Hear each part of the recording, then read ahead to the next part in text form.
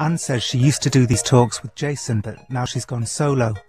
Robbie's friend Brandon stands to one side, looking on a bit disapprovingly. The fact that she's come here to stand up in front of all these people, it says something about her ego. Rob was very nice to her. He was very nice to her. Yeah, he does that. He's cunning. No, I know. I mean, listen, I'm sure she's a nice woman. Rob's very open to more open than I am to the kind of the spiritual side of it. The whole thing seems to be just lure you into her story, and ultimately I've worked out what annoyed me about her. It's about her, it's her son, and her son, by the way, won't do it anymore. And she's got all her reasons, of course they're deeply spiritual reasons. She thinks someone's got to him somehow. He won't do it anymore. I'm glad I had a chance to sit down with her and talk to her so I could see her eyes and read her journey. She's a really beautiful woman. She's really, really lovely. I was taken by the fact that you felt empathetic with her son. Yes. I'm asking the same question of myself anyway, about why did that nearly move me to tears. The thing that I found most extraordinary about Anne Andrews is that she, for whatever reason, decided one day that all the unbelievable things her kid was saying, that he was visited by little creatures, she just decided one day to believe it all. What's the other side of that, though?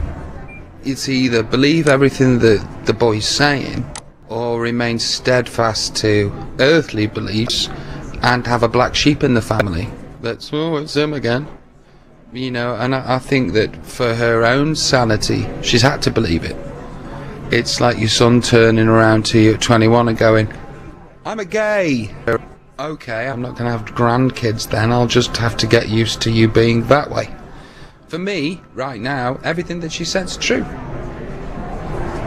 It's lunchtime. Robbie and Ida show Brandon and me some pictures he's taken on his phone that seem to show circles of light.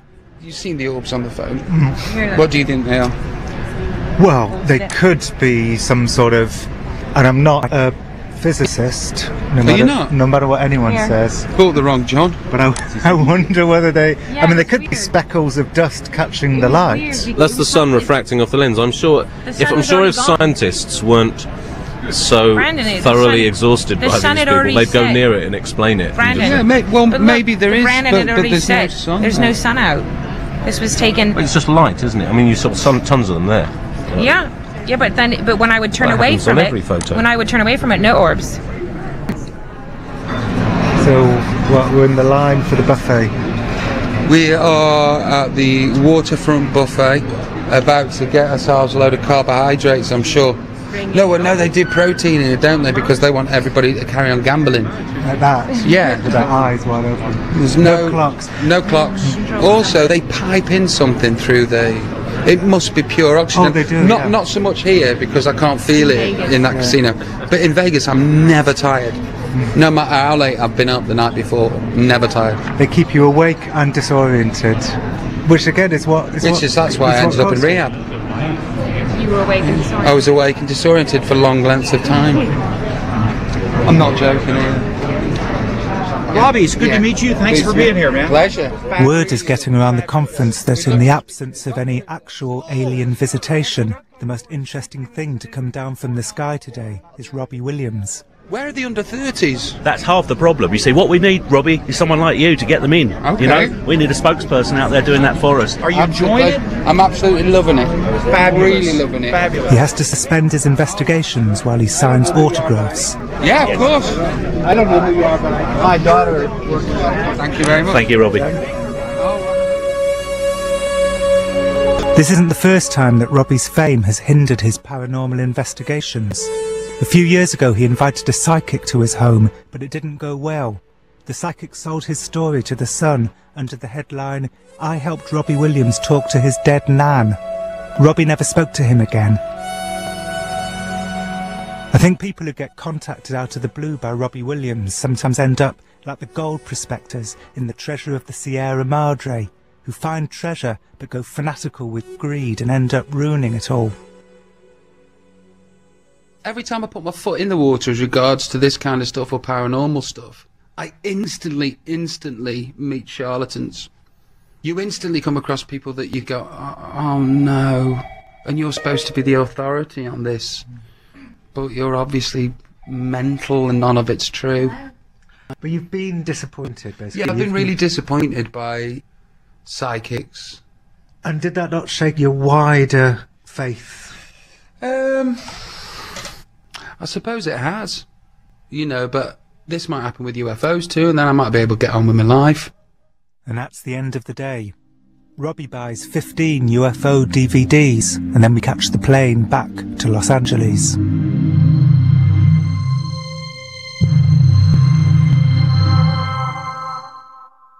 You have the pile of DVDs that you bought yesterday. Yeah. Can we see some of the titles?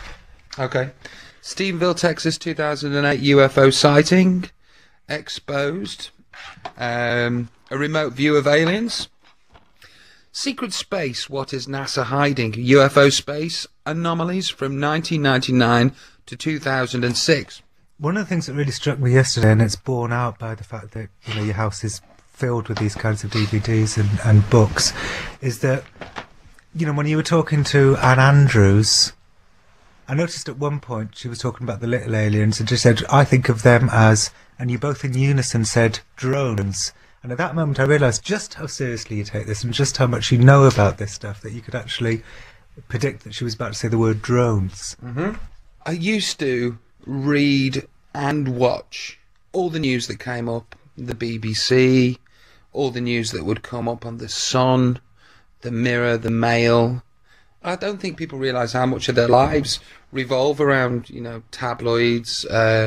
Eventually I've had to not look at stuff because things there upset me, whether it be me or whether it be about somebody else, etc., etc. But I've had to fill that void, and that void has been filled with all of this stuff. This is now my tabloid read, basically. If this is made up, it's better made up stuff than they're writing. You know, it's more interesting, to me anyway. And it's not about you? Yes. Are you worried that people are going to say that you've gone mad? I'm worried that they think I've gone mad. I am a little bit, just because of how things can be portrayed and how easy it is to manipulate a mass of people, you know, which they do on a daily basis. Robbie gets attacked a lot in the newspapers. When he used to look himself up, all the lies that were written about him would make him miserable. So I think it's healthy that he doesn't look himself up anymore. Although the world he's obsessed with now has its many liars too. People who say they've been abducted when they haven't. But he does seem happy, standing on his balcony with his girlfriend Ida, looking up at the sky, even if there's nothing up there paranormal to see. Probably could see 100 miles in front of us. What do you reckon? Yeah, I would agree with that. What I was going to say was, you see that kind of black bit right there? It's like dark fog. It's a bit different from the rest. That's one thing that always strikes us, isn't it, babe? That there's always just right there a dark patch. You know, but that might be something as easily explained as light pollution. If there wasn't a microphone on, I'd be like that. Yeah, babe. Oh, sorry. Is this a bit where it's like a crazy thing? This is where I get a bit BBC. Oh, okay. But right now I'm black like, fog. That's just light pollution. But if the microphone wasn't here, I'd be going, yeah, let's stare at it for an hour and a half. Okay. Materialise. Do it. I don't think there's anything tonight, John. No. To be honest.